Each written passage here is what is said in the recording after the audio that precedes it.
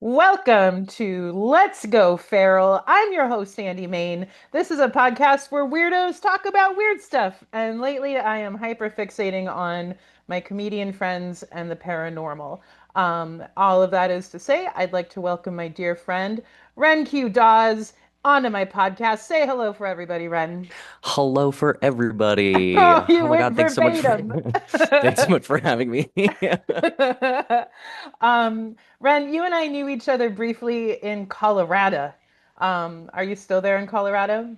I am, yes. I live in kind of Gun Barrel, so I'm a little bit north of Boulder area. Oh, And wow. I Violent place. I know one would think it's interesting, right? Because this is kind of the most suburban, like nice place I've ever lived in my life. And I'm now kind of I'm now realizing like, oh wow, like I'm the sketchy person in my neighborhood. Like like I am the weird like transgender comedian that's coming and going at odd hours of the night, and I'm like, Oh, I that's see. that's kind of how I felt when I lived in Washington Heights. But Oh yeah, that's a Dominican Republic area in New York City. And I was the white lady with tattoos walking around, and all the grandmas hated me and they stared at me with evil in their hearts. And I just wanted to say to all of them, your rent isn't going up. I'm only here temporarily. um, literally. You're like, I swear, I'm like not trying to. I'm trying to be like not part of the problem. I'm sorry. Literally, Yeah, yeah, there's a real culture and language gap where I didn't feel comfortable explaining that to people. that's fair. But you have been doing amazing work. Like the reason I reached out to you to do the pod is first of all, I wanted to see your beautiful face and then hear your voice and indulge in your essence. And also, once I finally got back to my hometown of Portland, you were all over Portland just because my friends were opening for or participating in the Here to Pee comedy tour. So, can you tell everybody about the Here to Pee tour? For sure. So the Here to Pete tour was the first and only all trans comedy protest tour that has performed in all 50 states. And Yeah. we just finished, which is rad. We just finished literally like 2 weeks ago. And yeah, it was mostly for charity. So we partnered with local LGBTQ nonprofits locally in every single city that we went to, and we donated a minimum of like 50% of our show proceeds to that nonprofit that was Hmm. doing like direct service work for the LGBTQ community and especially for the trans community. Beautiful. And it was really cool. We got to feature over 150 trans and like gender nonconforming artists all over the states, Wow. and we So put on you 64 you shows. Yeah. you have a So it was a list bunch. of trans people. Yes, I am. I do indeed have that sweet, sweet list of trans people that the Republicans are actively trying to get.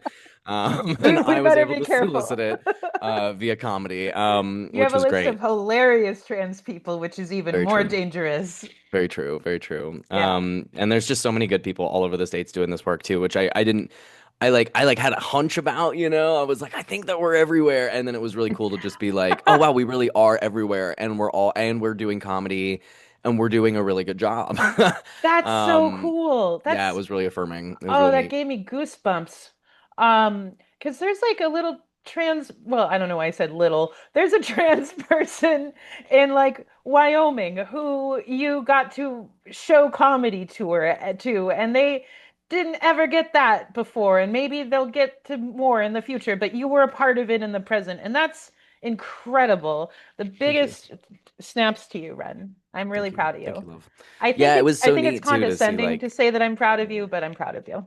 oh, thank you. No, I super appreciate that. And it was like, it was so cool too to hear like, and it was unexpected. There was a lot of cities where I was like, oh, well, like, you know, there's comedy clubs and stuff here. And like, you know, there's certainly like big names coming through here, right? And like, you know, even in like Hawaii or in like Huntsville, Alabama, you know, I had so many people just be like, oh my God, nobody comes here.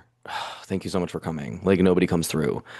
And that was really surprising to me. And so it was like really neat to get both kind of the side of like, you know, being able to put up some more trans representation in media and getting to kind of do that on the grassroots level and getting to work with those folks was amazing. But equally amazing was it kind of to feel like connected to like rural communities, Mm, and like coming from West Virginia, like I even grew up, I would consider pretty close to DC. I was only about 2 hours out.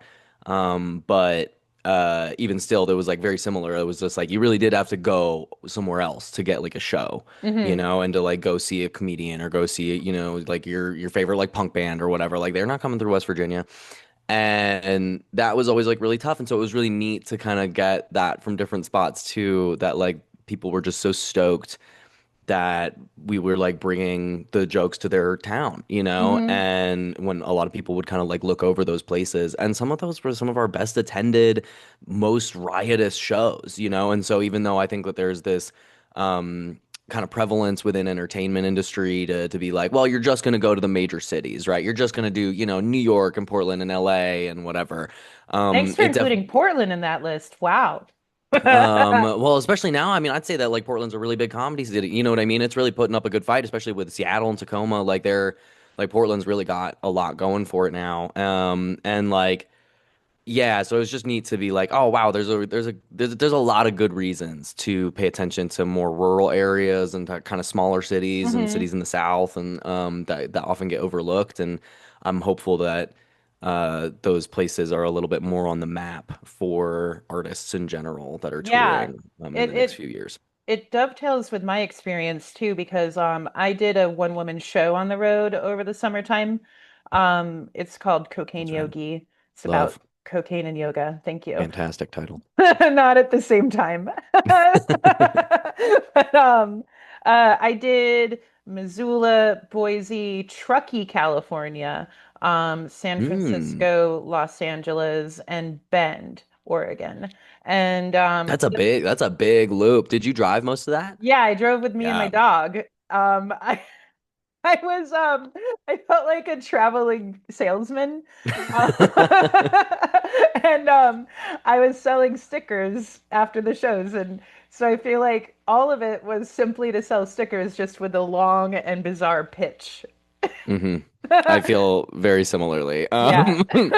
But Missoula and Truckee were my best shows, hands down. Yeah, we had so much fun in Missoula too. I also had a Oh, really great show cool. there, and it was like rad. We had two shows because we had one that sold out, and like Oh, so we like amazing. tacked on another like kind of early show that people came to, which was really neat. But like, yeah, those homies were really fun. They were like so sweet and so stoked for it. So like, I'm glad to hear that that wasn't just like an isolated No, like Missoula experience for us. rules. Did you do the Zachtown Arts Center? No, we actually that was one of those few spots. We had a couple shows where we would go and perform at the like centers that we were donating to, because Oh, if they had like a stage, then it was just hmm. like, well, why would we rent out a place if you already have a thing? And they were like, we just built a stage in our garage because we do a bunch of art stuff. So just come through and do it there. And we were like, great. And it was awesome. It was a lovely little kind of black box room. They did a really nice job with it. And it's always lovely to just kind of go to a space that's like free.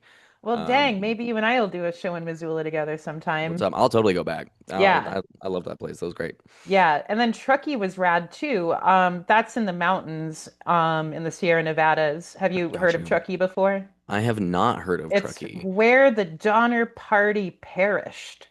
Um, Whoa, Yeah, that's you know about wild. the Donner Party. Yes. Okay, cool. Just for anybody who doesn't know, it was a group of pioneers who got a bad map from a terrible salesman, and the map told them, I think, to go through Utah or something stupid like that. They ended up stuck in the mountains for 9 months. The guy who they kicked out of their party because they didn't like him ended up being the guy who noticed that they were missing and saved them. Uh, so. I don't know what kind of lesson that is, because I'd say it's important to kick out jerks, but then you That's saved their real. lives. Some of them, most of them died. Anyway, I was a huge Donner Party nerd, obviously. When I was in eighth grade, I did a project about them. And so the day after my show, which was, I was doing a mix. Sometimes I do stand up on the road. Sometimes I was doing my solo show, just depending on how I felt it would go. And I did stand up that night, and it was a riot because it's like a mountain town. No one's ever coming through town. You're a big fish in a Yeah. small city. They don't care about your credits, they just want to laugh. And Yep. the room was overwhelmingly supportive. I loved them. I even loved the weird guy who had white dreadlocks and was heckling me. I even liked that guy. So the next day I walked around Donner Lake and I was like, this is just so funny to be in my 40s and go to a place that I was obsessed with as a child and have it be the day after a stand-up show when I'm on tour and stuff. I don't know. It was just really interesting. I'll never forget that. It feels very Um, full circle to like have it yeah. like brought you there. Also, like, is am I thinking of like the right place? Is this like it's like a little bit north of like Lake Tahoe area? Yeah, exactly. Okay, okay, cool. I know exactly what you're talking about. Yeah. Yes, I know exactly that town. That's wild. Yeah. And on that trip, I also learned that if you're disabled, you don't have to pay for your dog to be at a hotel. And thank God, I've saved Pro hundreds of tip. dollars ever since then. Wow, right? That's rad. I Yeah. mean, neat. Like, My like dog know doesn't that. help me with my disability, but I'm not gonna tell anybody that. But I was like, they don't need to know that. Yeah. If They don't if you need to know. say you've got a service dog, then they say, "What's it for?" And then I say, "Mobility." Answered their question. And you're just like, we get around. I don't know. You're like, I'm walking. Um, Ren, I'm so glad to see you. Like the last time we saw each other was in Alaska, of all yes, I was gonna places. say it was like funny because I think last time we hung out was in Alaska, which I literally just got back from, like right as well. And so it's Is like that where really you neat wrapped up? to our 49th state was Alaska, which was also serendipitously the 49th state to join the Ooh, US. And I didn't know that or like remember that at all. And people were like, "Oh, that was like so on purpose, right?" And I was just like, yeah. "Yeah, totally." What? Like, What? which was really nice. And we were in Anchorage and got to work with some of the homies from Alaska Before You Die Fest as well. Shout out to Cass Smiley and Mm. all those amazing people. And Arseniega Productions also helped out in getting us a venue. And it was just really neat to get kind of bring the community together. And it was really awesome. We were in like a cool little studio space. We pulled like we had a sold out show. We had over like 80 people come. It was great. Oh, wow. Yeah, it was really rad and like that was really neat. And then our final state was Hawaii, which was like really cool to get to finish out in like a very lovely, beautiful place. Yeah. And get to kind of explore there. So What was the next day like after you wrapped in Hawaii? phew. I mean, it was it was nice. I got to stay with a friend in Hawaii who's like from there and is very familiar with like the Big Island um and so he was just kind of tooling me around and giving me like a tour of all these like cute little spots, Hmm. and that was I was very appreciative of that. But like emotionally, it was just like it was just interesting to kind of be like done. It was like there's like kind of been this North Star for like me for the last year of just like Hmm. just keep pushing, just keep driving, just keep going next thing, you know what I mean? Next show, whatever. Hmm. And having that be over was like it's interesting. It was like it was really bittersweet because like I feel much more happy and satisfied in when I'm like doing something than when Yep. something is like done. Yeah. And so there's like a little bit of grief around it, but also like, I don't know, I just kind of caught myself walking a little taller, if that makes sense, Yay. you know, like that just felt really good because I think that there's like especially in comedy and especially as a queer person in comedy like I think that it is so easy for us to like discredit ourselves and the work that we've put in and be like am I ever going to write something funny again or am I even funny or Mhm. like you know what I mean like Oh it's yeah. easy for us to kind of talk pretty negatively to ourselves and I think that that is especially the case with kind of groups that historically have struggled to break into this industry because Hmm. it is so like white dude hetero bro you know what I mean like Yeah. And then there's a dominating. target on your back where it's like, a white dude can go on stage and just represent himself. But when you're on stage, you're representing the entire trans population. Right, because a Um, lot of times you're someone's first trans person, yeah. that they know, in a real way. And so That's you're such a, like do you bring trying to it be up? a good Do you bring it up if example. you meet someone? Are you like, am I your first trans? People will just tell me. People will Oh, literally wow. they will preemptively say. And but I am always a little flattered by that too, and that like someone is, perhaps like getting to know a trans person for the first time in a more intimate way Hmm. and it feels good that I can be both like somewhat myself, like just a silly kind of raunchy whatever, and then also be, an okay representation of the community. Like it's like I'm still an okay example. So that feels good. But like, yeah, I don't know. It was nice the next day, kind of after tour was like we did it to just feel like, okay, like I don't know. It was like even in my brain to be like, like, oh, I don't know, like I'm gonna go back home and then like, am I gonna get booked? And am I gonna, you know Mm, what I mean? Like be welcomed back to a place that I've been gone from for months. And hmm. it was nice to be able to kind of put that aside for just like 2 seconds, just to have Yeah.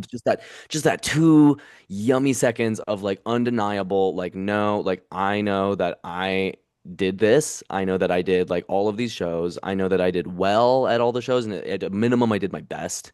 Hmm. And At minimum, um you did your best. That, at minimum, wow, that's great. like I really did try to just give it my all, each time, whether it was like the best that could be done, I don't know, but it was the best that I could do in that moment, with Hmm. what I had. And yeah, it just felt good to be able to be like assured, like, no, like I do belong in this industry, and Hmm. I've proven that to myself, and I've done something that a lot of people said could not be done, Hmm. and we had a damn Yeah, good time I doing thought it. you were. I You know? honestly, when I'm sorry to interrupt, but I No am the worries. host, so I get to. When I heard It is your about it, job. it is my job. Um, but I feel terrible every time I do it. When I heard about it, I was like, Ren, that is so much work. That's so much work. But then I remembered you. By the way, I'm wearing a shirt that I got in Alaska. What's Chilkoot up, Charlie's. Chilkucha? We love Yeah. Charlie's. Shout out to Coots. Shout out to Yeah. Coots. Shout Love out to that place. Coots. But like I saw you in our La Quinta Inn, like working at like 7 in the morning while everyone is like you had headset on, you were like you only had one screen, but you were doing the work of someone who had three holographic screens. And I was just like, oh, Ren is driven. Ren is on like a different frequency. Too It sweet. it's slightly intimidating, but also astounding. Um, I wondered how your next day went because exactly of what you said about how I'm also a person if I don't have a project, I get incredibly depressed. Yep, I really And struggle. um, like even if I'm in the middle of a big project, I'll be thinking, "Oh God, what's next?"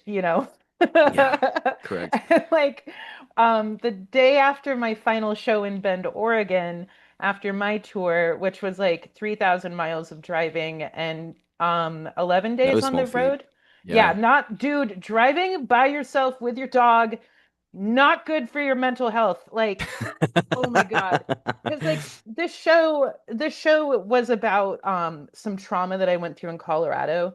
I got bullied so badly. I don't know if you knew about it because I wasn't talking about it. Mm, But I went through this like situation where I'm not going to say their names, but a bunch of comedians got mad at me because I divested my share in a comedy club because I was tired of the owner always lying to me. mm, And so that was already really hard because I knew that I was ending a friendship. But I also knew that if I didn't do it, I'd be hurting myself really bad. I yeah. wasn't living my truth. And I'd be letting some guy profit off of me. So he involved lawyers. Ugh, It cost me just three thousand brutal. dollars in legal fees to get my own money back. And that's not even the worst part. The worst part is that these comics uh, decided to make a meme about me on Christmas and trash So me. petty. Yeah, they said in this meme that I keep my dog locked in a hot car while I go on stage. So they were doing that specifically to hurt me in the most painful way that they could. Um, Yeah. it'd be like someone telling you that you abuse your kids. And so when I was leaving Colorado, I went through a really weird route where first I went to Alaska and then I flew to New York. And that was my escape plan. So that's when I saw you was in Alaska when I was dealing with the fallout of this really terrible situation that like You poor thing. yeah, thank you. Yeah, it still hurts. I think about it every day. And Well, yeah, but especially when it comes from like your community and also yeah. the network that you have to do Yeah. the work that you want to do, and Yeah, so it's my like a network double got whammy. yeah. My network got destroyed because it's like you don't know who's talking about you and you don't know who's on your side, and then you don't feel comfortable asking headliners for guest spots anywhere anymore. Right. It's something that I'll always be battling internally, but I'm at peace with the fact that I have to do that.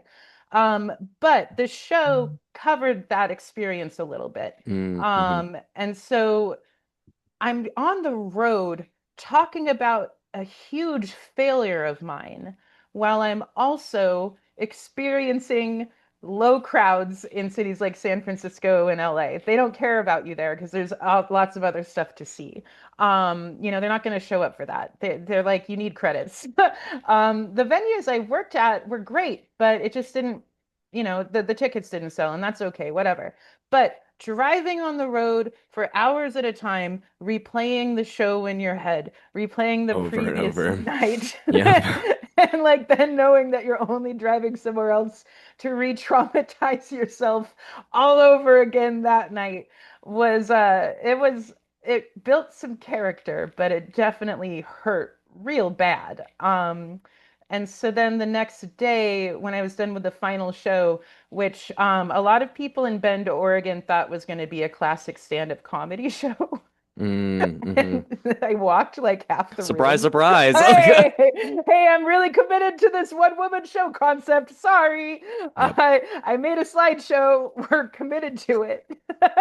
And now you're like, and if you will look to my PowerPoint, yeah, like, a little bit Like people different. are walking out, and I'm like, no, look at this slide.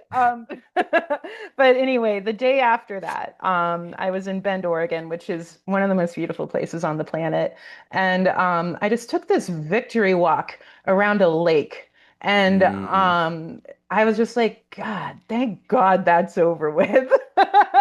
And then, and then the depression hit like a couple days later because I was like, God, I worked so hard at this thing that ultimately, I don't know what the purpose it served was, yeah, other than that I did it. And that emptiness, if you look at it too closely, can consume you. And so real. then, yeah, and I'm gonna wrap this up real quick, but then I went to the ocean and I yelled my deepest feelings at the ocean and I put it on Instagram and it went hella viral. And it went like mega viral to the point where There it like is. that's why I have a podcast now, because I'm like, well, how do I keep hitting this one feeling that I want to express? How do I show this to more people? So I guess all of this is to say that I wouldn't be here having this beautiful conversation with you if it weren't for me getting super bullied in Colorado. So I guess it's So fine. that's real. I mean, very much same but different, right? In that, like, when I first started kind of comedy here, I also had a not the most warm welcome, right? Mm. As well, and like I had a lot of people that, kind of told me that like like trans folks, queer folks can't really make it, Oh, that we're not really welcome and like I'm, and are you I interested, are you interested in sharing more about the context of who it was that said that? You don't have to say names, but like, were they a comedian? yeah, they were comics. Ugh. And mostly at like kind of the like I would say that like the higher level comedy clubs here, And so when you're very new, there is kind of that wall to break through, to be in a club space. And I was still very fresh and green and Yeah. I wasn't aware that like you were supposed to build up other, kind of clout in other, mid-level environments before you kind of hit those scenes. But like, whatever, right? If you get Whatever. Like, whatever. those are just Um, weird rules that they invented because it protects themselves. correct. And I remember specifically I had this one dude, I literally don't even know his name. Because he's like barely in the scene anymore. I think he moved to Austin. Oh, what a dick. And You can tell someone's a dick if you're like, I moved to Austin. you're like, say no more. And I remember he just went on this weird tirade at me about like all these like trans homies, they think that the blah blah blah, like they're just such snowflakes, and like that you can't rest on your like queer ass laurels in this industry. You got to work for it, man. You can't rest on that in here. Like you better work. And I was just kind of like, girl, you better work. I was just like, okay. And I bought these little pins, and they're little laurels. They're like little like olive branches, and you can just pin them on the collar of your shirt. And I wear them every single time I go on stage. Oh, Every single time. And like I get compliments on them all the time. They're just like a cute little, pin accessory, whatever. And I love them, and they're like a little good luck charm for me. And I like them because like laurels are also like a symbol of like peace and kind of a power. And whenever somebody like compliments me on them, it just like brings me a little joy to know that like I don't rest on my laurels. I work my ass off in them, mm, and you do. it's like right. And so it's like similarly right. It's like I don't think that I would have actually kept going without this sense of like spite, Yes, at the beginning of yes. doing this. And then like that really kind of like took me to kind of all those other, these now wonderful spots all over the country that I've gotten to go at. But I also want to like kind of double tap when you were like talking about kind of like the day after, and like what does any of this mean, and why did I Hmm. even do this, and like I have that feeling all the time, and especially during tour when I was just like out there for like months, and I'm alone, and I'm like broke, and I'm just like trying to keep chugging on this mission. And like my husband and I have this story. I'm pretty sure it's from like Chicken Soup for the Soul or something. It's like it's like the most generic, you know what I mean, inspirational, whatever. But Yeah. I love it. I love it, and it is like I really cling to it. And it's like the starfish story, which is like there's one person, and they're throwing starfish that have been beached, back into the ocean. Hmm. And some other dude comes up and is like, "What are you even doing? Like, there's so many starfish all over the beach. You can't possibly save all of them. This is a waste of time." And that one dude, picks up another starfish, and he throws it in the ocean, and he looks at him and he goes, "Well, it mattered to that one." I love And that. I love that story. I love it so so much, like so deeply in my body. And like I literally put that story in my vows to my partner, because whenever we're having like a bad day, that's like the story Oh. the other one will bring up to be like, like to be like, "No, it's okay. We're gonna keep going." You And know that things are really bad though if you guys are in the middle of a fight and then you're like, and don't even talk about the starfish right now. if one of us brings up the starfish in a fight, the other one will cry. Oh, there's so much built into that story for us now that it's just yeah. like it's like an immediate diffuse like weepy moment. And like One of it my was friends has that so with her husband with pine cones where oh, I love that. they each have pine cone Pine tattoos on cone. them. And it's because like I think that my friend was really escalated and triggered and she went outside to go touch grass and picked up a pine cone and brought it back to her partner. Oh, And it's I become a love thing for that. them, very similar to Their little pine starfish. cone. Yeah. Yeah, and so it's just like I don't know, it was really nice because like when I was having those tough moments, my husband would be like, like it's just one more starfish, man. And like I'd be like, yeah, you're right. And then like at One the more end of fish. one more starfish, and like at the end of tour, oh my God, dude, it was just the most like I just like I like love when the universe is like magic like this. But I had this really sweet little queer person come up to me and just tell me like, oh, I'm gonna try not to cry talking about it. They just told me the most like heartbreaking story of them basically like coming up during the first Trump presidency as like a teenager, and that just being so consuming. And then like now, finally they're in their like early 20s, and now he's back, and they were just like, "Oh, I can't handle this. I'm gonna kill myself." Yeah. And Oh. I know, and that they like moved their date because of the show, because they wanted to attend the show. And Oh. like I know, right? And like I just like and they're like telling they're like crying, and I'm like crying, and like we're both crying at the show. And like it was just so lovely. And like they've gotten like support, and they've gotten some more community, and that they're doing like a lot better now, and like all of that. But like it just was like, and they just like came up to me and were just, hugging me and just telling me like how meaningful it was. And like, I'm just up here telling dick jokes, like what, and so it's hard to like see, if it means anything. And then like we like hug and we say goodbye, and I see that they were wearing like these cute little overalls, and they had a little starfish pin on Oh. their overalls. And I just like in that moment I was just kind of like, like, you know what I mean? I was like, that was it. Like it was just like such a beautiful moment for me to be like, God. like where you're like standing at the edge of the ocean, you're like, what does it matter? And like I'm like at the end of this tour and I'm like, did any of this mean anything? And then it was the universe was just like, there's your starfish. And I Oh was just my like, oh, God. like it just really, really, really got me in a way. And Yeah. I had a lot of those kind of experiences like throughout the tour, but like having that be kind of the last show and the last moment and like have that be so lovely, like really, really mattered to me. And like, man, you like people really, I really believe that people need those moments. You know what I mean? Like you need your Hmm. little starfish moment, you need your little, you like yell to the ocean moment, like those little comments of someone just being like, yo, I just loved that show and it just was so meaningful to me. And so like, like if you're that person and you're like feeling a lot and you're at a show, like, oh my God, please do go tell the person like how much it meant to you because I really do think that we hold on to those moments on tough days. Um, Yeah. It's with that so a lot. unfortunate that we apologize for having big feelings rather than have the support to express them. Totally agree. 100% agree. Yeah. Ugh, Also, yes. you're so affirming. Holy shit. Like every time you go like that, I'm like, I'm nailing it.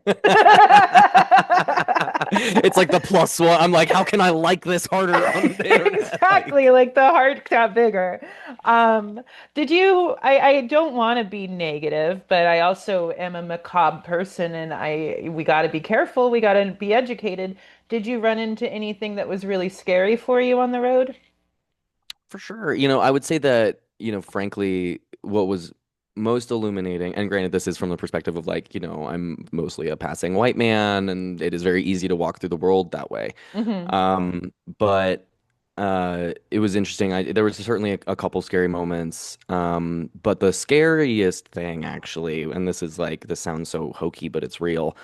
Um, was kind of the realizing in a lot of the moments where I was very alone how mean I was to myself Ooh, and yeah. how Got to like read some more Chicken Soup, baby. for real and like it's like I like I feel like I've done a lot of good work, you know what I mean, kind of on the internal front and like but even still it was like man it's like it was interesting that like even getting kind of like little homophobic comments or having kind of a a moment that could have been kind of sketchy or like ooh, like kind of creepy bathroom moment or like woof Mm, like glad I walked away really fast because that could have been a gay bashing like there's those things that happen. hmm. And even with all of that, the thing that would like upset my nervous system the most and bring me the most like pain and duress was certainly just like the ways I would get into spirals and talking to myself negatively Hmm.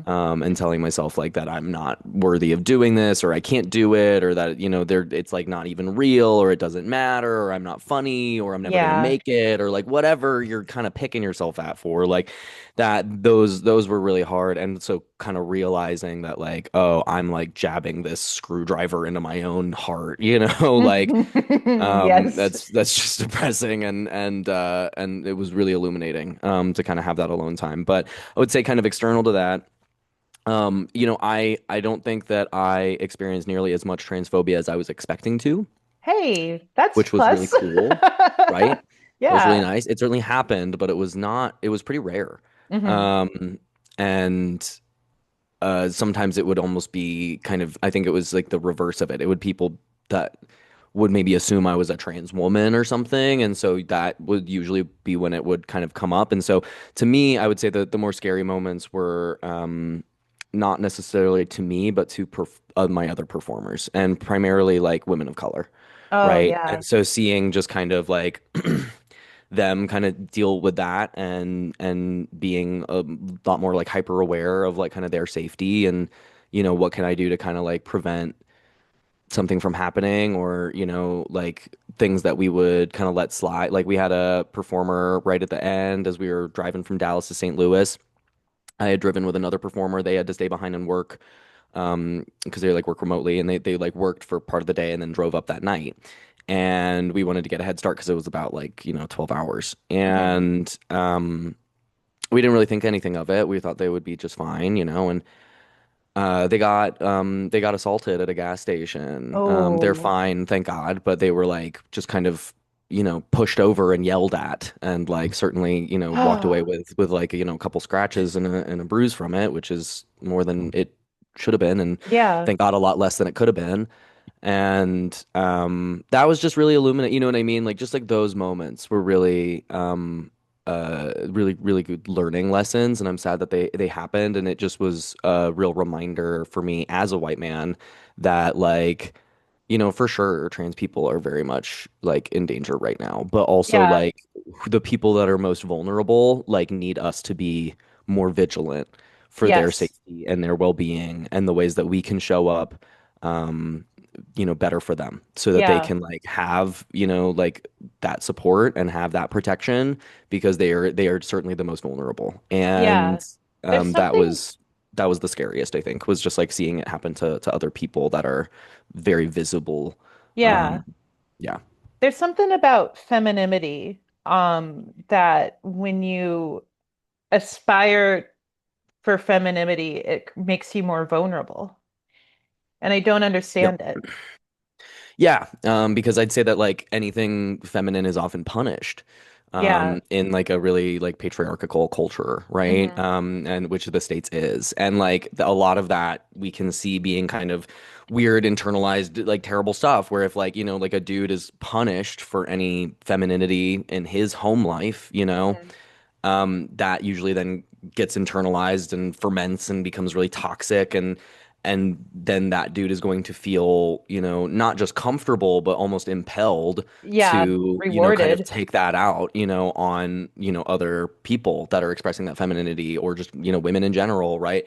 And I think that that is like that, that kind of like cycle of that pain Yeah. kind of coming through. And it certainly doesn't excuse the behavior, but seeing that cycle in like real time with people Hmm. was really interesting. And so, trying to both kind of keep your people safe Hmm. while doing a really visible thing, like constant balancing act. Yeah. Yeah. Because it's like, oh my God, that's such a mind pretzel. I'm quoting from Talladega Nights. I got a pretzel in my head. Sorry. But Excellent. what was I gonna say? Um I lost it. I lost my beautiful thought. Damn it. I'm never gonna be brilliant or amazing again. That was it. That was the last amazing thought I had. I reject that notion, but also, yeah, I have that thought all the time. But I'd say like, yeah, those were probably like in some ways the scariest moments. But there were certainly a lot of other like paranormal moments on tour that were like Ooh, not like bad, not they weren't like negative, but they were like spooky. You know what I yeah. mean? Like, Cosmic coincidences like the starfish. yes, yes, Okay, very let's much get so. into that. Oh man. Okay, let's start off with what's the most spooky, paranormal, out there, wild thing that you still can't believe happened to you?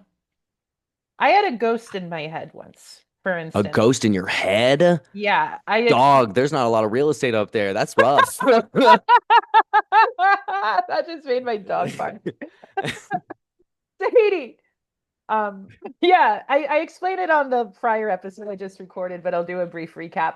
I stayed the night at a friend's house, and my friends moved their apartment in this way where like they took their home office and put it in the front room, and then their bedroom was the home office. I said that wrong. They lived in their front room. They used the office in their back. And it was weird. And you're like, why did someone set up their apartment like this? But then I fell asleep on the floor in their office, and I was in front of a mirror, and in the middle of the night the mirror started shaking and there was a silver aura around it, and I was in this Oh, yeah, I was in this like weird state of consciousness where I was like slightly paralyzed and not asleep and not awake. And then a few moments later, like I fell back asleep, and then I woke up and there was a voice in my head, and it was a guy, and he was yelling out the name Angela, and he sounded like Tom Waits. And Angela. yeah, he was just like, "Learn about Angela." That Oh was my he was God. literally singing. And this apartment that I stayed at, oh wait, that's the punchline at the end. So the next day, my friends and I wake up, we have coffee. They're like, "Hey, how are you? How was your sleep last night?" They said it like that. And I was like, "Well, that was really messed up. I've never had a night's like sleep like that." And they're like, "Yeah, that's why we sleep in the front room." So Wow. they set That's me up. wild. Yeah, they set me They up. sure did set you up. They were just like, well, if anybody's gonna get Possessed. It's Andy. Not gonna be me. Like, I think they needed affirmation that they weren't going crazy together by themselves. They needed someone else to experience it too. that's true. But the kicker is that the backyard of this house connected with the cemetery right behind it, a pioneer cemetery, Lone Fir Cemetery, if we're gonna get really specific. And I think that Angela was buried beneath me, and I hope that Tom Waits finds her someday. Praying for Tom Waits and Angela to have their happily ever after in the I afterlife. know. Um, but yeah, I just want Angela. to, yeah. And my full name's Andrea. So at first I was even more freaked Whoa, out. yeah, Yeah, so it's like close, you know what I yeah, mean? Like, really close. Just one drunken syllable away. So that's my experience with the paranormal, to let you know that, hey, I've had a ghost in my head. You can say anything you want, Ren. love. I believe in all of it. I've like now and now I've also just kind of like experienced enough weird stuff where I'm like, well, either I'm really, really crazy or something was not quite right. That something was amiss. Yeah. No, there was a bunch of crazy stuff that happened on tour. I mean, I also am like, I'm a little Scorpio and I've always been a little freak. And so like I will often like write at like graveyards and stuff. It's like an Ooh. it's like a and it's like frankly, especially when you're like having lived in my car for a long time and like now kind of like touring around and like, just kind of camping out in my car often. Graveyards are a free place to park that nobody's gonna bug you. Oh, And amazing. yeah, and so a little hack for any of my little my Any little traveling car goth, campers out there. any traveling Um, goths? correct. Did you I imagined you getting ready to go right in the graveyard as a little kid. I imagined you putting on white face like the crow and playing The Cure and then writing poetry. I Is would be that listening to The Cure on my like headphones attached to my like CD player in my pocket, in my Jinko jeans. No, actually, um, I Jenko loved writing jeans it are the literally. white No. face of pants. They do feel that way, actually. That is unfortunately true. The white flights of pants. No, I used to like write in the graveyards all the time, and I would write like, kind of moody poetry or whatever, and now I write, terrible jokes, but basically the same thing. But I'll still go, when I'm on tour because it's a free place to park, and I feel like I'd write better when I'm there Mm. because I'll go around and I'll try to just kind of like, I have like a little kit in my car that I do to kind of clean graves up. So if I see that Oh, there's like a grave that's like really overgrown, I'll just kind of do a quick little trowel cut around it and just kind of make sure it's a little nice. And I just think that that's like a nice way to, because first of all, it gives you an excuse to be there, yeah. even if If you're not someone comes related. up, you could be like, I'm just cleaning graves, governor. Yeah, I'm just cleaning the graves, governor. Don't mind me. Um, literally. Yeah, so it kind of gives you an excuse to be there, and it's a nice thing to do. I think it's like, and I think that Yeah. karmically, it just is good. You know what I mean? Like if you're going into somewhere that's probably haunted, maybe do something nice. You know what I mean? And it's like a good way to do something nice without like leaving litter or like, you know what I mean? Whatever. So, Yeah. I think that that's like kind of something I enjoy doing, but I'll often get like punchlines from it, and I don't think that they're from me. I think that they're like me kind of Hmm. I'll be talking out loud as I'm kind of doing this and walking around, and if I feel kind of drawn to something, I'll kind of talk to that grave, and like especially when you're lonely, Hmm. um it's helpful to talk to imaginary friends, Hmm. and so I we had this show at Kenyon College. They had asked us to come What city is that in? to it's in Kenyon, Ohio. It's about an hour north of Columbus. Okay. Yeah, so really lovely campus. It looks like Harry Potter. Like everything is a castle. It's like a very old religious university. And we were in a really lovely big theater, and I was trying to do some like new jokes about the campus because I'd like taken a tour of the campus earlier that day and kind of talked to some of the students, and so I was trying to write some jokes about like campus lore and like stuff like that. And the interesting kind of fact around Kenyon College that I had learned, but wasn't necessarily something I was writing on, was they have like a history of arson. And Oh, there's like a couple of the buildings that have been burnt down and rebuilt multiple times, which wow. is wild. And yeah, I know, right? After the third Um, time, I would kind of be like, I don't know, guys. I know, right? But it's just I don't know. And the whole campus has this very like old because it's like all stained glass and big stone buildings, and it's very pretty and like, but it definitely feels like old money, old haunted. You know what I mean? Like, and so I was just like, cool. I love a little spooky place. And literally, the theater is like built partially on top of a graveyard. So it's like Oh. literally the theater. Like I walk outside to like smoke a cigarette, and I'm like in a graveyard. And I'm just like, well, this is perfect. So I like start walking around the graveyard and I'm like doing this joke and I'm trying to I was trying to write a joke about like, how burnt out. I wanted to check in with the students to be like, how are you doing? And I wanted to kind of do that and to be like, on a scale of like 1 to something, how burnt out are you? And I'm walking around this graveyard and I'm trying to kind of formulate this like how do I want to say this joke? And I'm like on a scale of 1 to something. And I like kind of like look and I literally like heard it. I like heard someone go, "Oh, K Hall." Because K Hall was one of the halls that burned down like 4 times. Hmm. And I like heard it. Like I like heard it like audibly. And I'm the only one here. And I like look down and I was like, "Thanks, Catherine." And I just hear, "You're welcome." And that was it. And I was like, Gosh. that was pretty cool. And so like I don't know, it's like that's certainly not like the scariest, but it was like one of the cooler moments on tour that was like a little creepy, because I was Yeah. just like, I don't know, it just felt really nice to be like, I don't know, if I was like a dead person haunting a graveyard, I'd be pretty cool with somebody coming up, picking up some trash, and then being like, "Can you think of a line for this?" Like, and it was just neat because like that is kind of how I act in that space, and to have that response just felt really like nice and Yeah. affirming. And that Um, joke crushed. that was Like gonna that be my joke like landed question. so Yes. hard.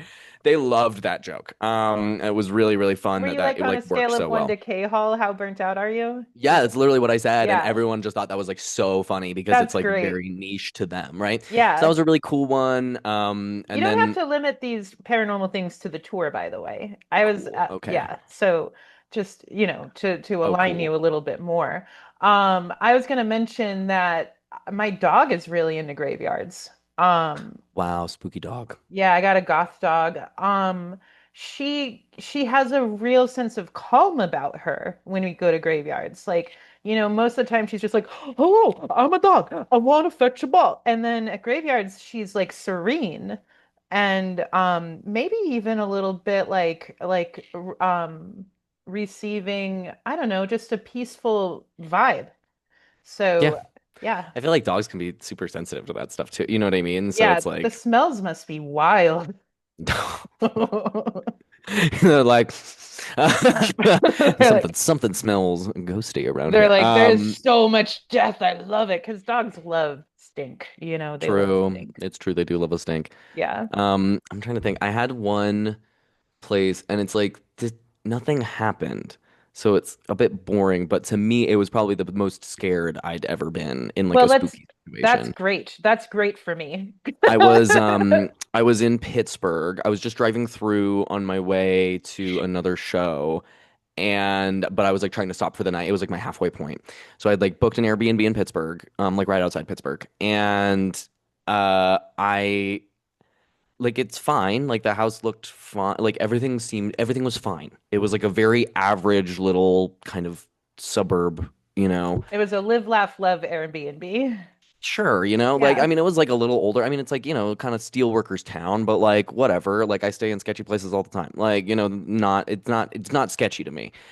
And I walk in, first of all, there's like 5 locks to Ooh, get into the place that I'm staying. And okay. it's like it's just a house. You know what I mean? So that's like kind of weird already is like I'm just like, "Oh my God." So it's like there's an entryway and then there's like kind of a mud room and then there's another door and then there's another door and then there's another door. And Same like once key for each lock. I was given like kind of a, like a bunch of keys. And Oh so I'm my trying God. out, That's so kind of all these different keys. complicated. So intense. And like I was like, okay, whatever. I don't know, maybe they just have like high break-ins or something. I don't know. But like I finally opened the door to like the upstairs area that I'm supposed to stay, and it is just the most horror movie looking stairwell you've ever seen in your life. It is like, and everything is like really intense white walls. There's kind of like there's no like windows in the hall. There's nothing, and there's just like crucifixes everywhere, Oh no. all over. Every single wall has a crucifix on it as I'm like looking up these stairs, and I'm like, okay. I don't know if I can even like get the gut because I'm alone. I was like, I don't know if I can get the guts up to like do this. And I was just like, okay, Rent, like you're a grown man. You can do this, okay? It's just a hallway. And I'm looking up these stairs and I'm like, oh no, man, that's like a like I literally like I like took a video because I was just like, this is so creepy. Yeah.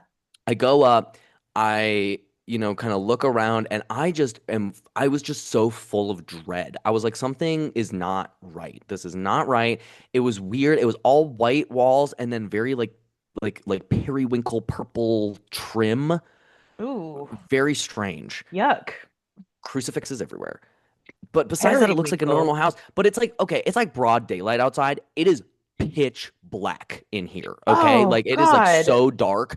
And it's like the shades are drawn, but there should be light coming through, but there just wasn't. Like, I don't know how to fully explain it. It just felt like you were in like a container. And I Hmm. was like, something, this is not right. Like, no, I cannot stay here. And I go outside and I'm like, ah, shit, like we're doing a documentary. I have to go back and film why I can't stay in this Airbnb that I've already paid for.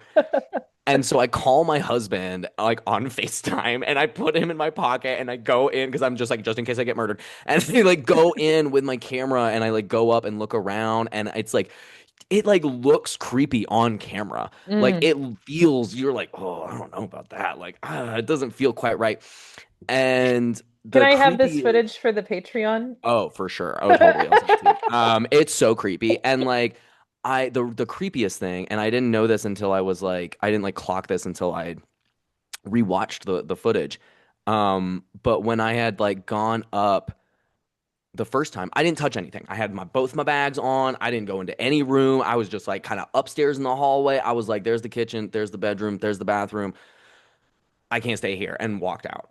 And when I went back up, I basically did the same thing. I like Hmm. really didn't explore or touch anything. Hmm. But in the video, there's a door that was closed when I went up that was then open behind Oh, me. ah, you got video of it. And I was like, no, no, Ah. no, no, no. And like while I was doing it, my camera has like an autofocus for faces. It'll like find your face. Okay, the thing And that walked behind you right now in your out of focus, that is my husband. in background. My husband, not a cryptid. I mean, could be, but It made me jump for a second. you're like, oh my God. Um, so like I have this autofocus on my camera, Yeah. and my camera like this is whatever, totally could have just been a glitch out, right? But pretty accurate because you can do like a front facing where it's like I just you can like kind of point and shoot, and then you can click it and it'll zoom around and it'll do a 180 and it'll find your face. And when I did that after like kind of showing it around, I was like, I clicked it so that I could talk to the camera and be like, I'm creeped out. I need to leave. Hmm. And it kind of glitches out and it like kept trying to look at a face in a room that wasn't there.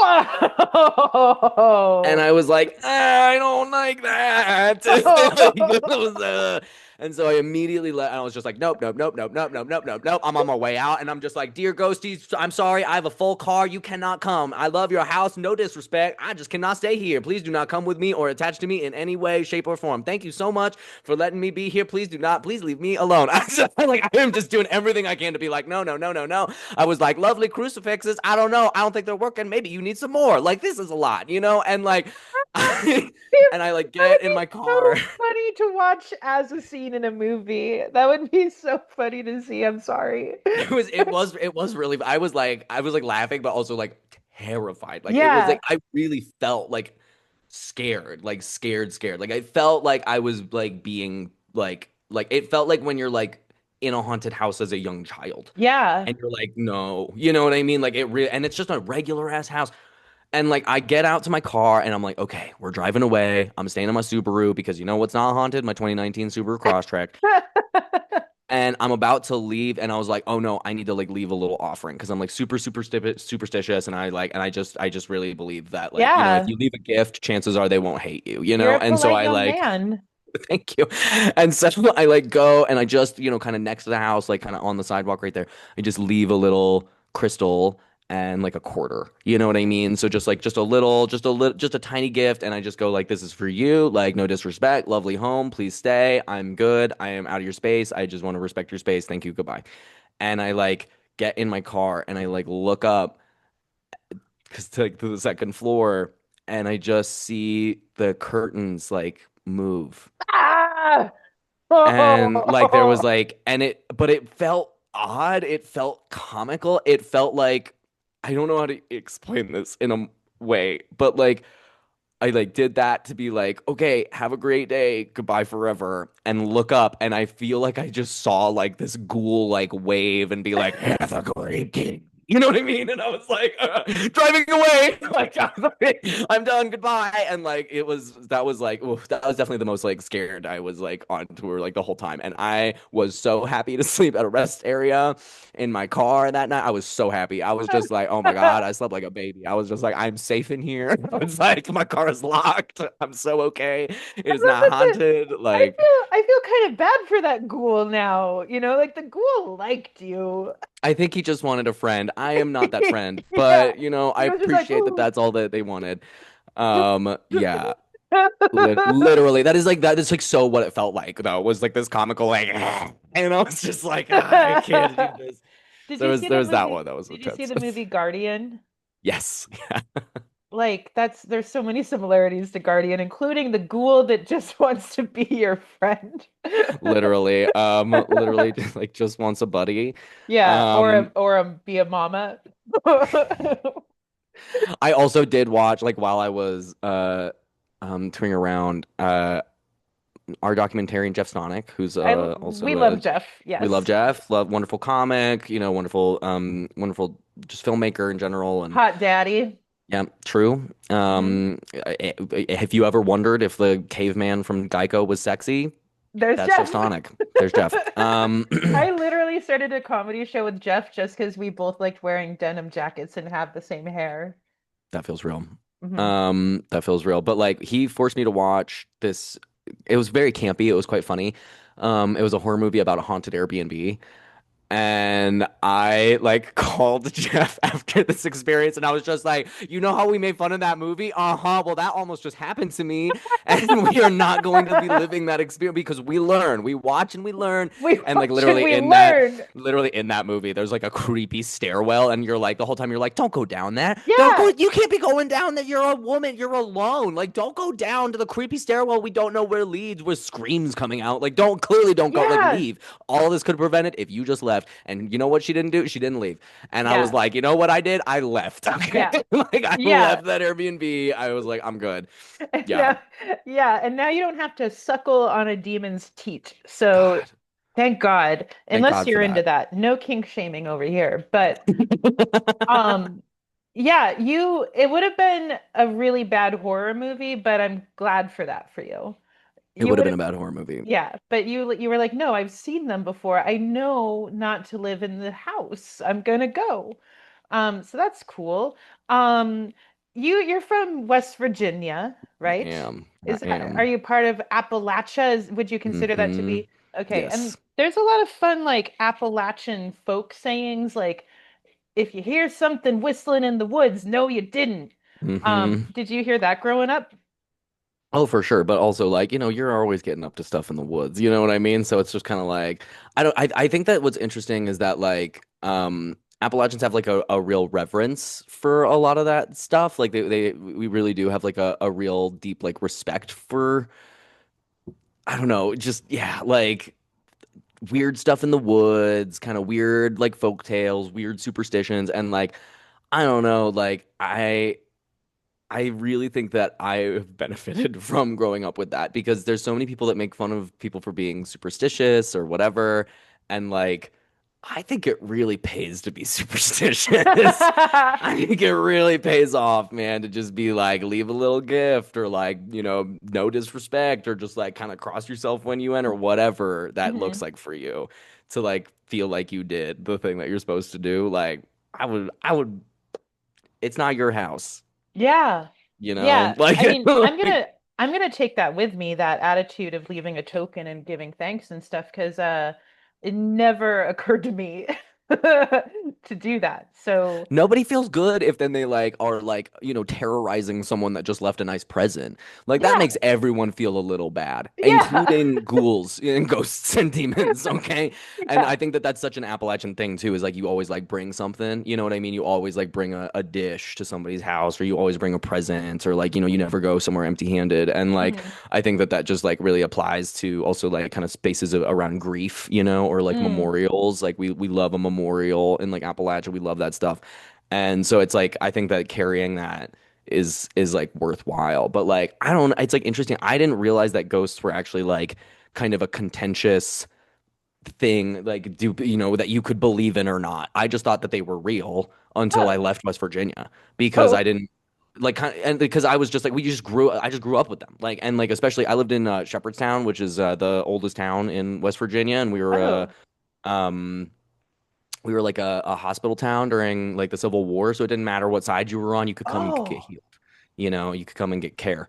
And so we had a lot. We have just oh my God, we literally have mounds of like dead soldiers' parts, Yeah. and My dog would love it lots of that. there. Totally. And I mean like lots of really old graveyards with, gravestones that are still pretty in good shape of people that were buried in like the, mid 1700s. Yeah. And it's so neat. There's so much cool history with it. And I've been out on plenty of like, quote unquote ghost hunts, and it's like out in Antietam on anniversaries and stuff. And everybody from that town, would just if you lived in downtown Shepherdstown, you had ghost experiences. You just lit Hmm. because ghosts were just roommates. Hmm. Like it just was a part of life.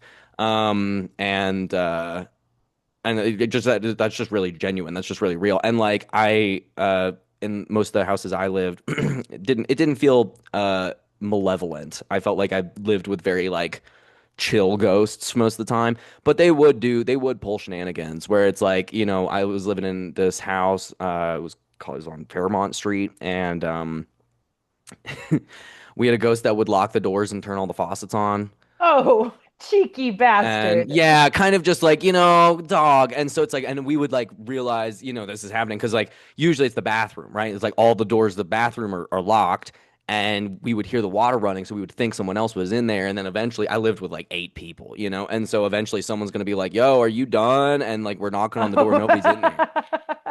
And we're just No, like, it's God damn it, Matilda, the like. Victorian child. I know, yeah. We're just like, it's just our ghost. And we would go around smudging the house and we'd be like, listen, dog, you can live here, but if you're raising the water bill, you gotta like pitch in for rent or something sometime, man. Like, that's like not cool. Could you like please not do that? Like, I and love so calling it's like, ghosts dog. yeah, you're just like, all right. And so there was like, oh, there was that, I did have one Um, apartment that I lived there that was like extra scared, extra mean haunted because that was in ooh, like an old um Knights Templar like building. okay. And there was like 3 apartments and the middle one had like a bunch of weird like sigils and stuff on the ceiling. It was weird. What's a And sigil? like it's like a symbol, like a little, Oh, like a little glyph, like a little petroglyph almost. okay. Yeah. And I refused to live in there because I would live in one of the other 2 rooms, but we would never live in the middle one because every single roommate that we had, and we're going through like 4 roommates, okay, in this time, every single one would have like a mental break or would have Oh, to go to like, they would get like really heavy into drugs or they would get really, really bad into like, a depressive mode or they yeah. would like just kind of act like they were possessed. Yeah. And yeah, I was like, absolutely not. No, thank Um, you. And that was real, where it's like just kind of everyone in the apartment knows that if you're living in the middle room, like you're gonna get possessed. Like, oh my um, God. yeah, it was just weird. But Um, cheap rent. cheap rent, you pay for it somehow. with your soul. Uh, did you ever check the reviews for that Airbnb that you stayed at? I did, 'Cause and everything was fine. Everything was like no one mentioned the seemingly. haunting.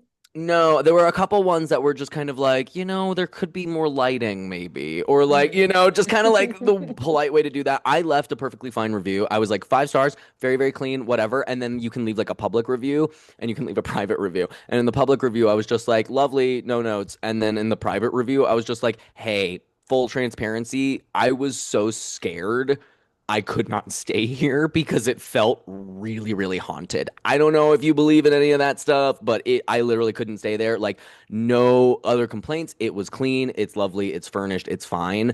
But like, perhaps invest in some complimentary holy water for guests, maybe, or Hmm. like some sage. I don't know if you need, and I don't know what you need, but like, I'm just telling you, I could not stay here. I literally was so scared I had to leave. And so I did leave like a little note, but it like with this, I've never left like an Airbnb review to be like, could I get some holy water next time? Like, Did they respond? they just said thanks for the feedback.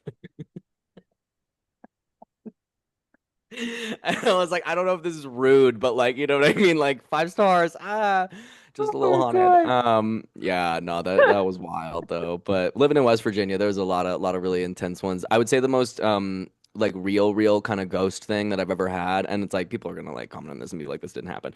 And if I was not with another person, I would believe them Oh, that this is like cool. fake. But like we were in I Harper's said cool Ferry. just because I get excited when there's someone else there. Cool. I'm like, Yes, yeah. I'm so glad somebody else was there to verify this. We were in Harper's Ferry. It was the anniversary of John Brown's raid on Harper's Ferry. Oh, cool. And I yeah, just right? learned about John And like, Brown more and more a week ago. I watched a yo, documentary about him. so cool. That guy was rad. He was completely crazy in the best I'm way such a big possible. fan. I'm such a Yeah. big fan. And also, a huge reason why we remember him as crazy is because they tried to paint him as Oh, a true. zealot so Yeah. that more anti-racists wouldn't go and take over our towns for the point of freeing slaves. But like, I mean, he was a little crazy, but like, in my opinion, because like, I'm just like, who's gonna move their entire family out to Kansas just to fight for freedom like that? But thank God he did. Um, Anyway, we're there for like John I love Brown, you, like the John Brown. anniversary of John Brown's raid. Big fan, big fan. Shout out, we love you. We stand, we stand. And I was, gosh, I think I was 12 um at the time, and I was with my mom, and she had some friends, and they went out and they were doing like a little like they were like taking out some like cool, I don't know, at the time it was very high tech, but now it's probably just basic recorders and stuff. But I was like, oh, we're looking, I was feeling real Ghostbustery, Do you remember and how old are you, by the way? I'm 29. Oh my God, you're just a spring chicken. Oh Okay. God, thank you When for I, saying that. yeah, I'm 45. And when I was a kid, we had a line of toys called Spy Kids, and you could like get a little recorder with foam on it and like stick it somewhere. And this was during the time of like 8-track technology. So Hmm. that's what I'm imagining they were using was those That's childhood toys. exactly what it felt like.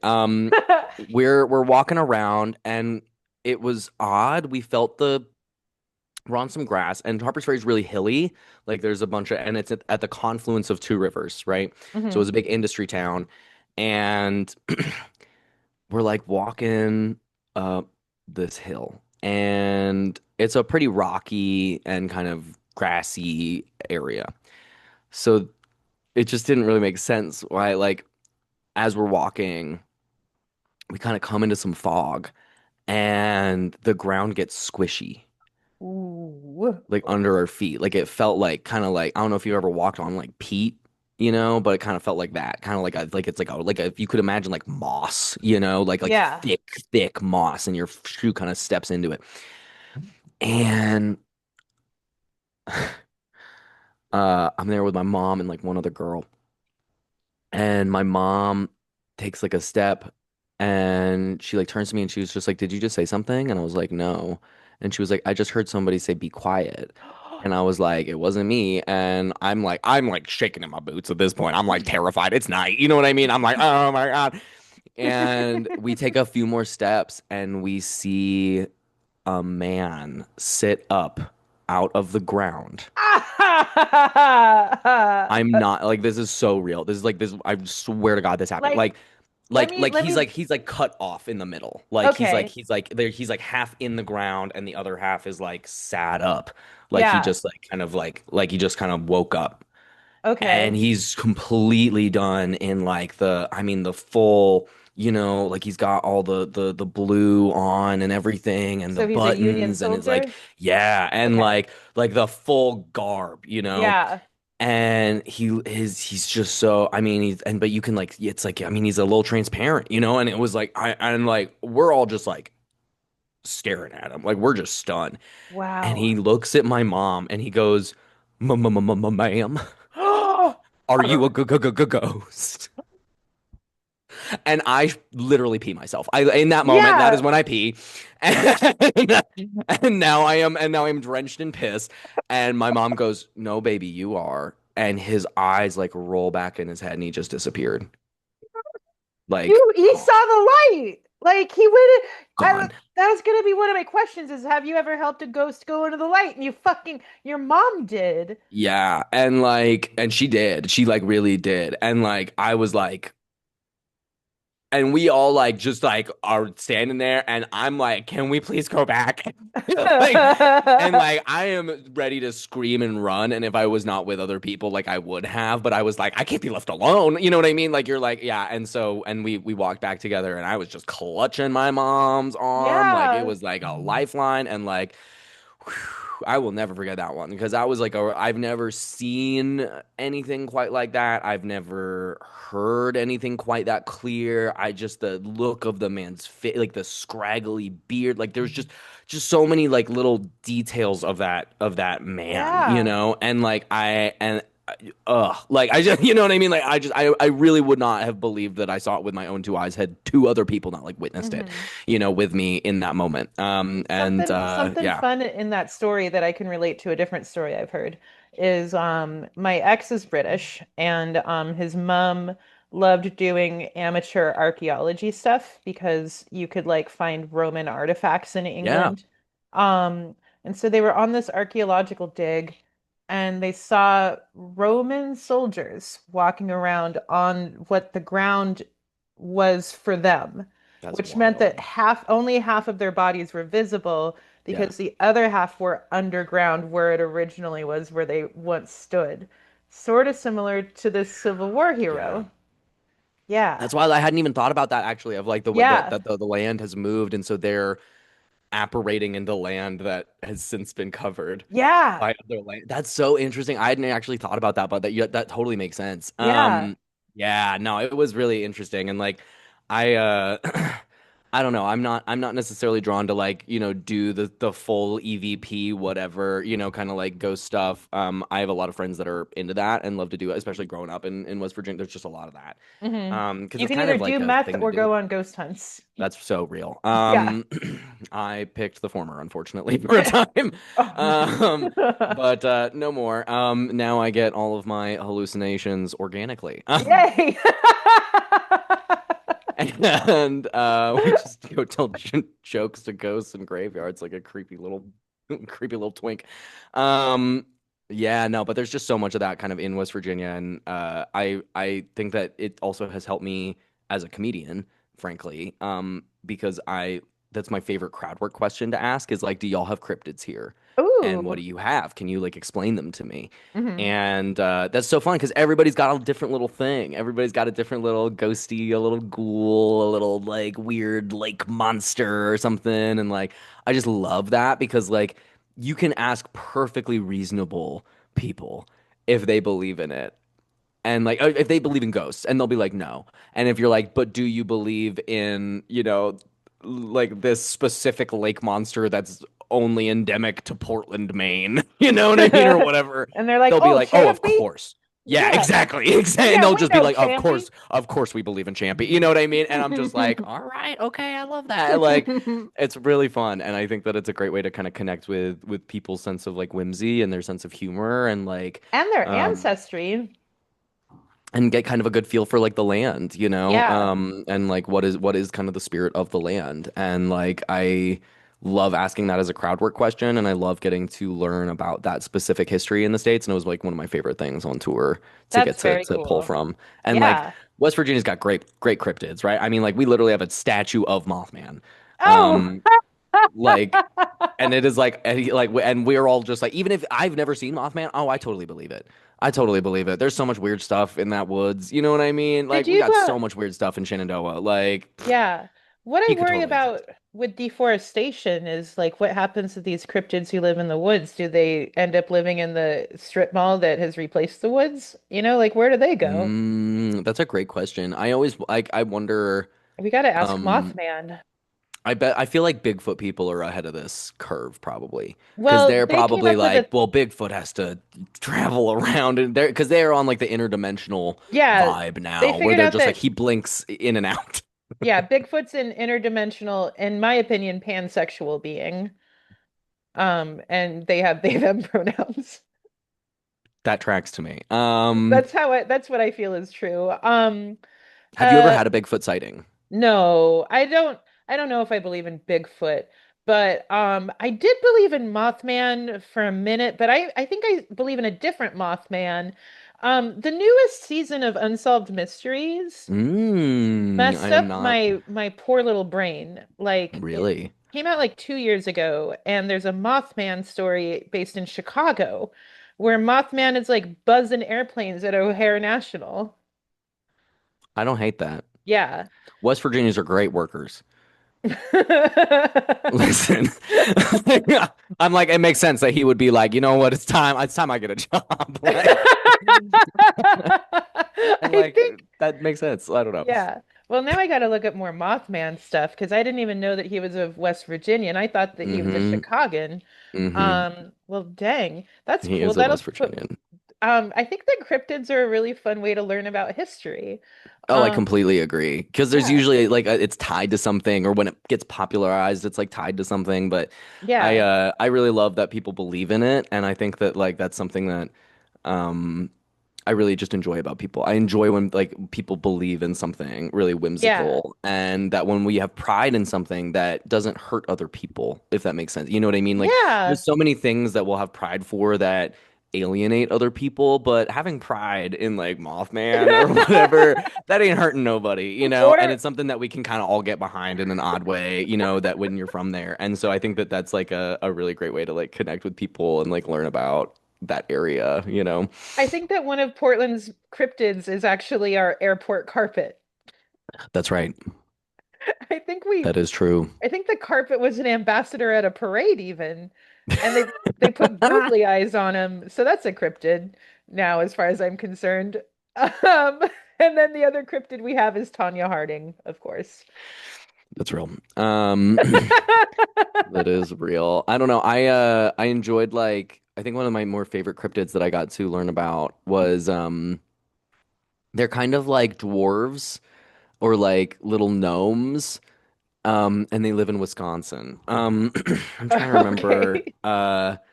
what the name is of it, but like I remember like The I got Wisconsin to lawn gnome. they're it's not a hodag, it's a hodag. A The hodag. hodag. The That's hodag. cool. Yeah, and they're like tiny little lumberjack dinosaurs. I don't know. I love it. I love that.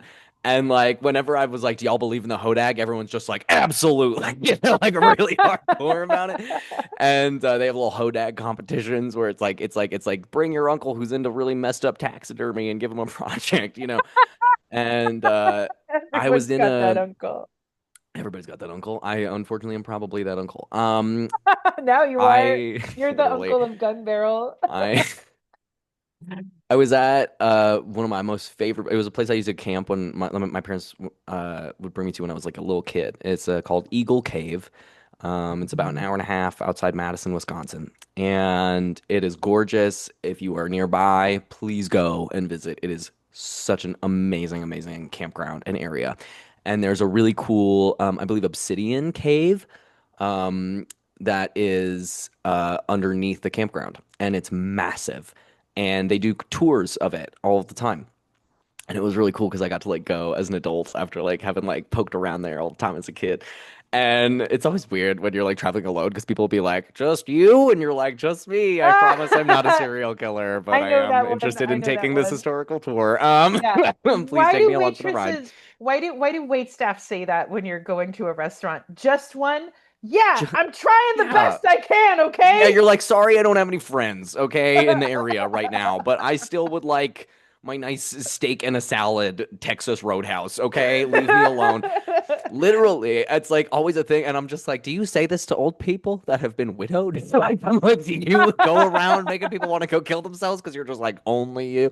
Anyway, I'm like in this tour by myself, and like I'm like with like one other family, and so it was a really tiny tour, but it was really cool because our guide was this kind of younger guy. He's a spelunker, and he's just like he's just super ingratiated to like the cave culture and all of the Is he like little real facts and skinny? stuff. And like, oh yeah, of course he You is. You know gotta what be I mean? skinny if Well, you're a spelunker. if you ain't, God, you're brave. Yeah. Goddamn. But it was really cool because I was just like, "Do you believe in the Hodag?" And he was just like, "I don't know about that." And I was just like, and like the family that was with us that was like local was just like, oh, "You don't believe in the Hodag?"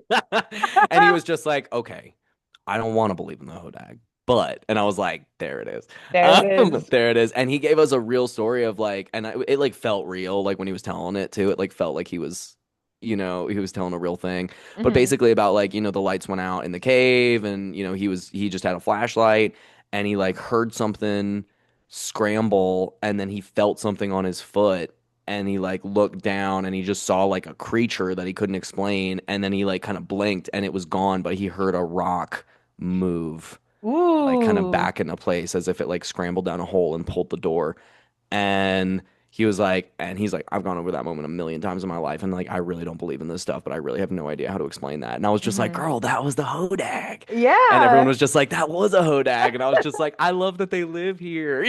Like, and I'm just like, and then on my way out of the cave, I'm like, dear Hodag, here's a little crystal, love you. You know what I mean? Oh, And so like I just love cryptids, and I think that that's so cool, and whether it's real or not, I think that believing in it is so fun, yeah. and is like a fun way to connect and to learn and to just kind of pay homage to the land, and like what if there Yeah. are mystical creatures? Like you're no worse off for having said hi. Yeah. Like in Yeah. Iceland and in Ireland, they totally unabashedly believe in fairies and gnomes. So I'm down with it. Um, One thing that I did when I was hiking a lot, I went on this trip to Moab right Mm, before Alaska, where my condo was on the market, and so I thought I'll just go and find myself in the desert while my house is for sale. nice. And Gorgeous. yeah, it was a great way to like really strip some skin and just dissolve a little bit. And like, dude, I was so upset by what was happening to me in Colorado that I was channeling that fury into hiking because I didn't know what else to do with myself. And I was hiking like 10 miles a day, which is That's a insane. lot. Like I can do like five now because I'm emotionally regulated. And but when I was at like the depths of my sorrow, I was doing 9 and 10 mile hikes. Um, but at the end of these hikes, I was feeling like the weight of time and geology. Um, and just like you're the only person amongst like petroglyphs and Yeah. you're seeing like layers of time in the rocks. And it's not like I felt anything or saw anything weird, but at the end of every trail, I would yell out loud, "Thank you, you beautiful ghosts." And I'd tell them good night. And one time I did that with Sadie, my dog, and she was a puppy, so she hadn't really started howling yet. But we started howling together. Like I was just trying to teach Oh. her to howl at this point. And then she did this one howl with me. It was the first one of many to come. And it was like it filled up all of the air around us. It was like she was Mm. speaking from her diaphragm. Yeah. And I was like, well done, Sadie, great job. And then we heard something howl back. And I was like, all right, we're not playing anymore. Get in And we're like, the car. and that's it. Okay. That's Scene. so fun, It was man. just a coyote, I'm sure, but Moab is wild, fam. I've only been to Moab one time, and I just camped out for like the weekend. And do you remember what part you stayed I at? I was at uh I will come to me. I do Were remember. you at a It was national park? good question. My friend sent me coordinates to a Okay. campground and I basically like woke up. It was Porcupine I don't know it. Point? I was I hoping don't you were know. going to say It was Ken's very pretty. Lake, but It was very pretty. yeah. And I was just, I mean, I wasn't doing a whole lot besides just kind of hiking a little bit around our campsite and just like excited to be kind of away from technology for a moment. And I was with my boyfriend at the time, and we were watching the sunset, and we saw some of the most crazy looking UFOs I had ever seen Ooh, what'd you at that see? sunset. I mean, we basically saw like I was like, "Oh, it's a plane." And then it was like, "It's not a plane." And we were like, "Could it be a drone? But it's so far away." Like, it was just weird, Hmm. and it was doing kind of this weird like square shape in the Yeah. sky. So I was Classic like, UFO behavior. that's weird. You know what I mean? I was like, well, that's not quite right. And like, that's not really how You we take off your move. spectacles, you go, that's not quite right. Something's not quite right here. And like, then we see another one kind of come out of nowhere and they like meet and then they start doing this weird kind of toroid, like figure eight thing together Whoa! and they're like dancing and we're like, well, that can't be right. You know what I mean? We're like, well, that's definitely not it. And then there was That's like a queer couple as hell. more. Yeah, and there was like a couple more, and they started doing this weird little like circle dance, like right as the sun kind of crossed the boundary, we saw them do like a Star Trek like zip off into space. They just went like Oh, and they're gone. And we were like, "Whoa, dude! Like, what was that?" Like, it was really cool, and that's like so cool. yeah, it was really neat and it was just so beautiful, like in such a gorgeous landscape. And so like once again, Yeah. it's like I have no idea what that was, but like boy, howdy do I not know what that was. Like and so to me, it was certainly an unidentified flying object Yeah. doing things I'd never see, human operated things do before. And so that was like a really cool experience. But Right, I nah, don't. Moab, oh, would love to go back. So gorgeous. Moab's great. Moab helped me with my mental health in ways that Mm. I can never repay that land for. Um, like it taught me how to start creating my own inner strength at a moment Hmm. where I really needed to like get a little tougher. Yeah, Moab helped me get tough. And now when I flex my you can see a lion right there in my bicep. that's rad. I'm just being a dork. Ren, this was so fun. I feel like we only scratched the surface of all the crazy shit you've seen, but we gotta keep it down to like an hour To here. an hour and change. No, this was great. Thanks so much for letting me Yeah. yammer and for having Well, a cool place yeah. to talk about like weird stuff. Like, Yeah, dude. We're gonna talk more about weird stuff. I'm gonna have you back for sure. Um, yeah, I want to see that footage. Can you send me that oh, I'll footage? totally send it to you. Like, yeah, Hell I have yeah. it. It's Oh it's my weird looking. God. I'm like, I got it on Google Drive. I will totally send it to you. Like, Oh, good. Cool. Well, where can we find you on the social medias? you can find me on all of the things at RenQ Comedy, renqcomedy.com, RenQ Comedy on Instagram, RenQ Comedy on the TikTok, on the Facebook, all the things. All the Okay. things at RenQ Comedy. And if you want to learn more about the Here to P tour, you can check that out on my website as well or at heretop.com and kind of get all the little highlights of all the places that we went. And we'll actually be updating that website here shortly with kind of our final recap of where kind of an accountability report where all the money went to, and if you want to get Oh, involved with any kind of the nonprofits that we partnered with, there's kind of resources for how you can be more activated in your community to help protect and support trans folks. I love that. Oh, and then one other thing I wanted to say, this was at the beginning. You were talking about that one unfortunate comic in Colorado that told you that trans people are lazy.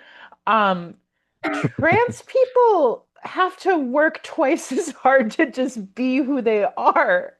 They have to work so hard to become themselves. That's inherently not lazy. That's my only comment about it. Like, Thank you. Agree. yeah. I agree. And also, like, I think that, I'm very grateful for love your haters. I think I'm Yes. very, very grateful for like the pushback that I got kind of early on because it made me work a little harder Mm, and push a little harder. And because of that, I have met some of the most wonderful people and the most loving and funny and caring and brilliant and creative people that mm. I could ever imagine. And I'm And so, they're so all grateful for named that. Andy Main. That's right. That's right. Sorry. And they all have magical experiences in Moab and get to know me in Alaska. Um, You're magical. I can't wait till we see each other again. I'm gonna go ahead and sign off. Thank you so much, friend. And guess what? Guess what? We went feral. Oh my, we that's what did. we did. Yep. Thanks so much for having me. Bye, Yeah, y'all. absolutely. Bye, Ren.